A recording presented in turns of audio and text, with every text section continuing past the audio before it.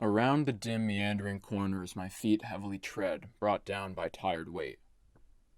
I reach the stairs and look up to the door, and the light seeps beneath it like flowing water. The basement is like a labyrinth, where I know the way.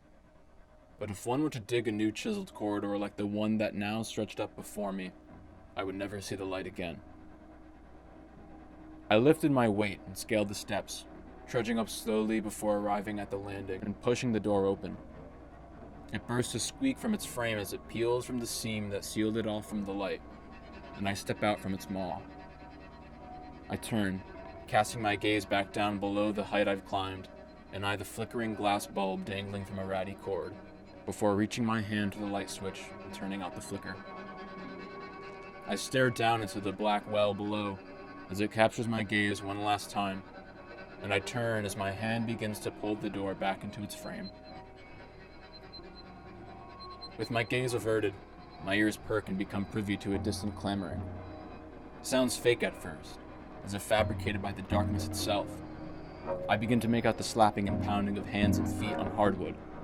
The creaking and moaning of the steps advance on me in a second, as a new groaning throat sound fills my frame. I do not turn, but I feel my hand grasp the handle and slam the door shut between the frame and another unknown solid mass. I hear the throat open and scrape into a scream, and it feels like metal in my ears. And it is then that I slowly turn to see what the dark has birthed. My eyes grow wide, my blood turns cold, as I see the long, sickly white hand pull itself away from the door frame and retreat back to the well it was perched from.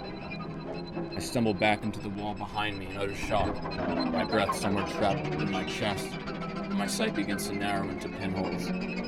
As I pull and grab at my flesh in an attempt to ground my body, I remember my childish mind, once filled with wonder and whispers. It speaks to me from an unknown corner of my skull, reminding me of the made-up lessons I once taught myself, and my breath escapes violently through my cold, gaping mouth.